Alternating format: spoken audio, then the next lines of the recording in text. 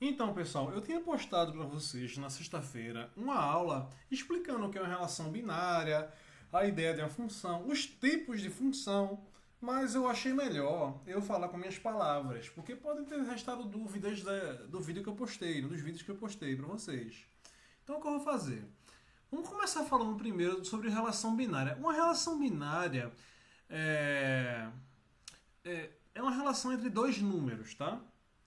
Mas vamos falar de algumas metáforas, de umas situações que podem ser comparadas, parecidas, né? Então, você tem aqui o gelo se transformando em água. Bem, os dois elementos aqui, os dois objetos, é o gelo e a água, né? Nesse caso. E sempre ocorre algum processo no meio para que esses números consigam se relacionar, certo, gente? No caso aqui é o aquecimento, né? A gente sabe que o gelo derrete quando ele aquece. Quando a gente aquece o ambiente que ele está, né? Então existe um processo aqui que é o aquecimento. Aquecimento. Certo? Isso pode ser comparável a uma relação binária? Pode, porque tem dois objetos se relacionando por um processo, beleza? Os dois objetos são o gelo e a água, e o processo que está relacionando eles é o aquecimento, que faz um virar outro, né? No caso. Pronto, outro exemplo que a gente tem aqui é gasolina e o carro em movimento, certo? A gasolina faz o. Claro, não é a mesma coisa, né? É um pouco diferente, mas assim, a gasolina faz o carro entrar em movimento, certo? E existe um processo aqui no meio que faz com que a gasolina faça o carro entrar em movimento. Eu não sei se vocês já viram como um carro funciona, né? Você bota a gasolina, ela é usada para gerar uma queima no motor. Claro, mas isso é tudo controlado, uma explosão controlada no motor que gera energia para o carro. Né? É basicamente isso que faz com que a gasolina faça o carro andar. Ela é um elemento indispensável para gerar queima dentro do motor e essa queima gera energia que o carro absorve e usa para funcionar de maneira geral. Né? Menos algumas partes que tem que ter bateria, tipo o som do carro, o ar-condicionado, eu acho, em algumas partes. Mas o funcionamento mecânico, fazer o carro andar é a gasolina. Então esse é o processo que faz com que a gasolina e o carro em movimento se relacionem, né? É o funcionamento do motor, beleza? Isso é uma relação binária? Pode ser considerada uma relação binária, certo? Aí você tem também aqui, ó, uma pepita de ouro e uma barra de ouro maciço, né? Que quando você recolhe ouro na natureza, ele está em pepitas, que são pedras assim, brutas, né? Tipo uma pedra de quartzo, que vocês não sabem o que é, talvez vocês não saibam o que é um quartzo, né? Mas é uma pedra bruta mesmo. Né? Você pega arando no rio e tal.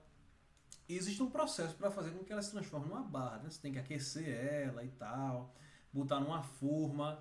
Esse processo faz com que você relacione uma pepita de ouro e uma barra de ouro maciço. Isso pode ser considerado na relação binária também, né? Assim, comparavelmente, né? Uma comparação, né? Dois objetos que estão relacionados por um processo. Então, se falando de números, uma relação binária é quando dois números se relacionam de alguma forma e que tem um processo que faz com que eles se relacionem, beleza? Esse processo pode ser uma função ou uma operação, né? Enfim, mas pode ser uma função, certo? Ah, na verdade, sempre é uma função, tá? É uma função. Então, beleza. Dois números podem se relacionar através de uma função e gerar uma relação binária, certo? Então, relações binárias são essas, são quando dois objetos se relacionam através de um processo, certo? No caso, quando são números, o processo é uma função, beleza? Vamos lá. Aí as partes da função, vamos lá. As partes da função. Você tem um domínio que é como se fosse o grupo de elementos que está no começo, na parte primária, os objetos primários, né? Naqueles exemplos que a gente deu, por exemplo, o domínio seria, naquele caso do carro e da gasolina, seria a gasolina. No caso do gelo e da água, seria o gelo. No caso da pepita de ouro da barra de ouro maciço, seria a pepita, né? São os objetos primários, de onde se parte essa relação. Primeiro, né? O contradomínio são os objetos resultantes, né? No caso dos exemplos que a gente deu, não numéricos, o carro em movimento, a água depois de ter sido aquecida, e Qual foi o outro exemplo? A pepita de a barra de ouro maciço, né? O depois da transformação, o segundo termo lá, né? Certo? Então, nesse caso aqui, ó, o domínio que vocês estão vendo é esse conjunto que contém os números 1, 2 e 3, e o contradomínio são os números 4 e 5, né, que vão ser relacionados. Né? E a imagem são as relações que você constrói depois. Certo? Por exemplo, naqueles casos a relação que você constrói do gelo com água, que se você aquecer o gelo, ele vira água. Se você botar a gasolina no carro, você consegue fazer com que ele entre em movimento. E se você pôr uma pepita de ouro sobre o processo de transformação, você consegue fazer uma barra de ouro maciço, né? Enfim, a imagem é a relação final depois. Então aqui, por exemplo, vamos pegar esse daqui. Vamos dizer que o 1 se relaciona ao 4, o 2 se relaciona ao 5 e o 3 se relaciona ao 4 também. Beleza? Então, como é que a gente gera a imagem? A imagem aqui é... A imagem é...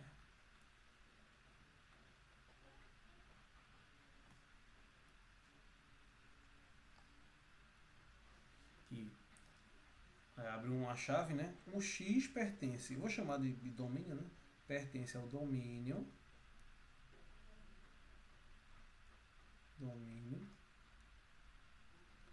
tal que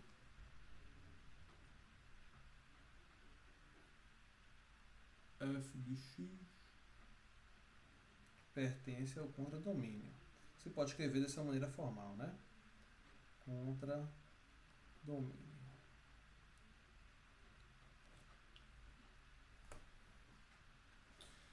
Enfim, quer dizer que assim, claro, quando a gente entrar em conjuntos numéricos, talvez isso faça mais sentido, né?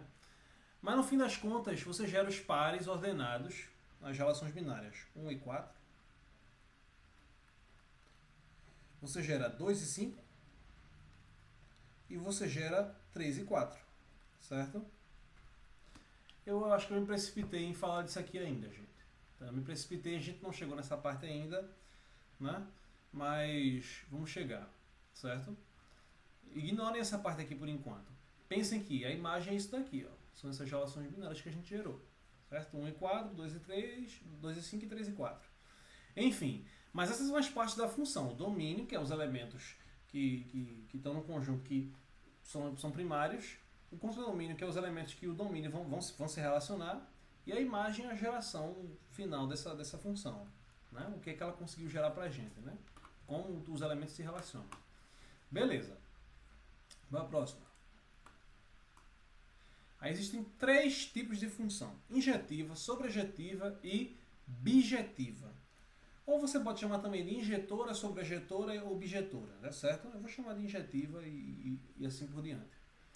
Vamos falar da injetiva primeiro. A injetiva é uma função em que primeiro, tem 2 regras, né, que a gente não pode esquecer para a função. É que em toda função, todo mundo do domínio tem que se relacionar a alguém. Todos do domínio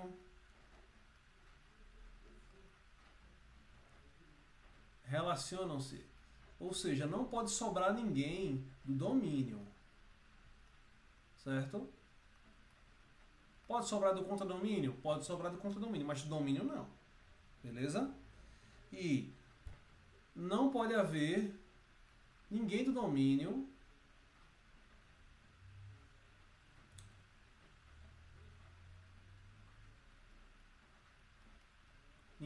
se relaciona com mais de um objeto.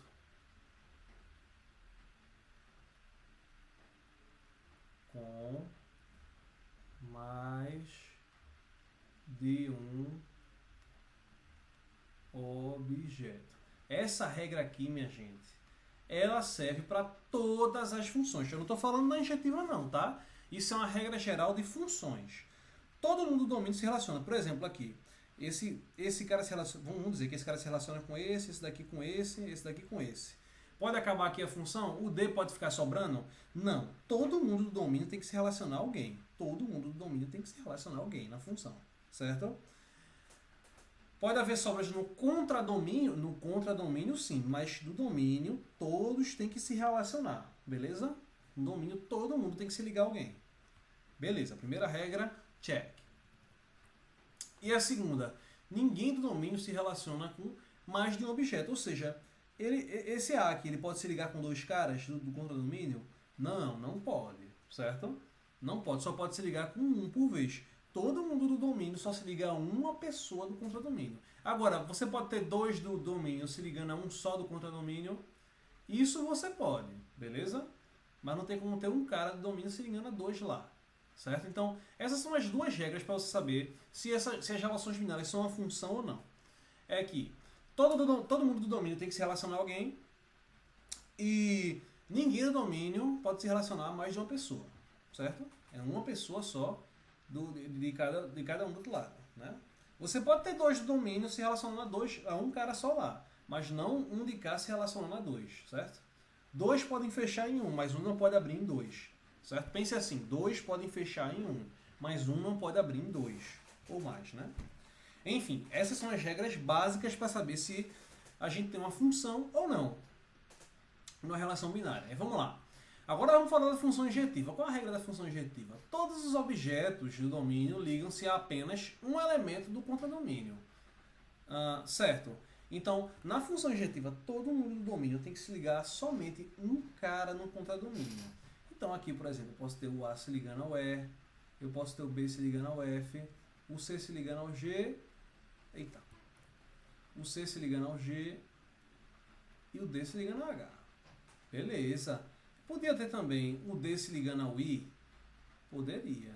Poderia ter também o C se ligando ao I e o D se ligando ao G? Poderia. A única regra para saber se é uma função injetiva ou não é todo mundo do domínio tem que se ligar a um só objeto do contradomínio. Um só cara. Aí qual seria o contra-exemplo? Um exemplo que seria errado. Seria, por exemplo, a gente ter o... Vamos repetir esse exemplo aqui. Ó, A, B com F, C com G e D com G também. Aqui você vale essa regra. Por quê?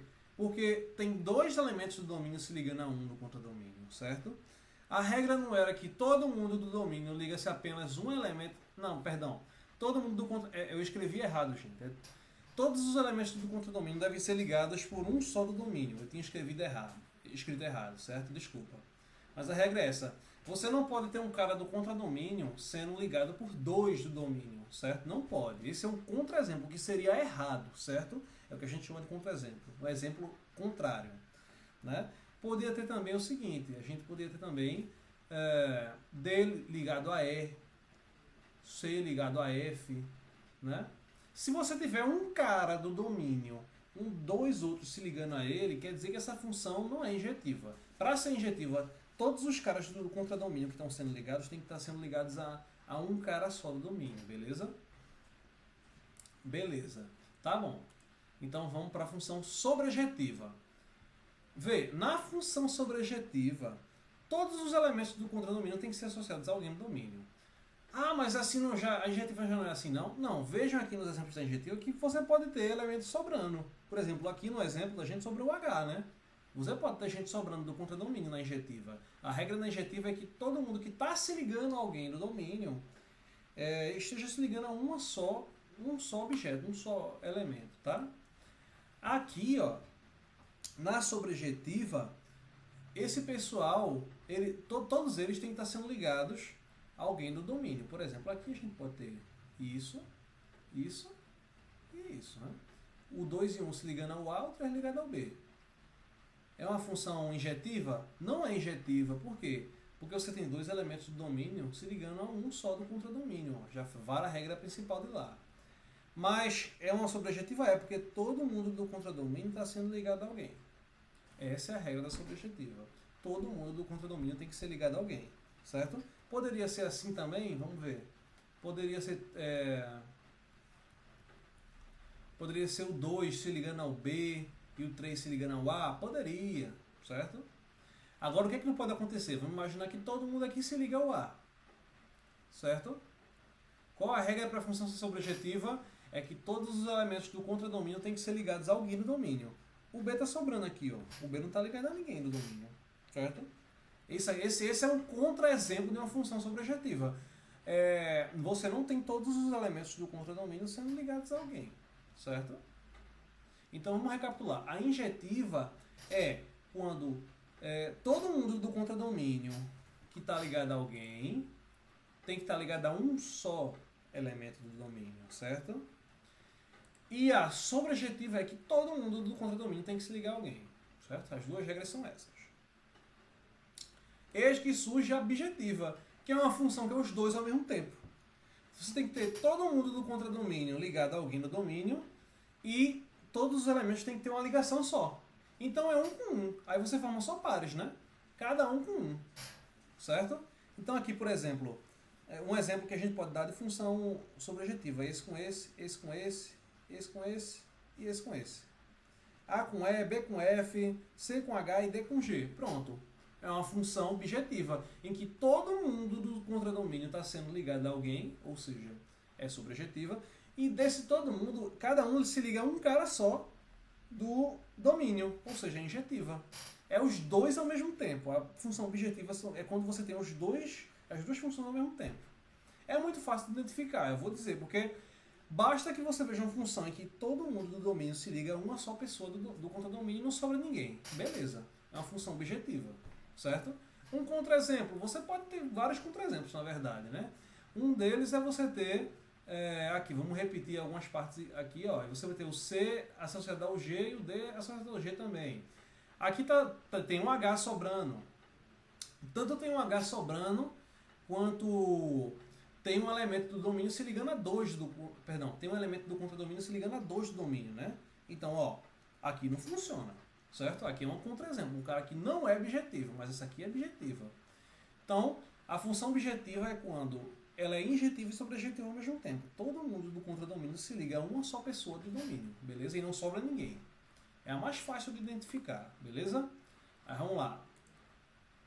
Agora a gente tem atividades, né? Exercícios, certo? Que diz assim, vamos classificar as funções abaixo como injetiva, sobrejetiva, bijetiva ou não função. Quando não for uma função, claro, né? Eu vou deixar vocês tentarem fazer primeiro, certo? Tirem um print aí, copiem e tentem fazer. E já, ou na próxima aula, na verdade, eu libero a solução, tá? É isso. Esse vídeo termina por aqui.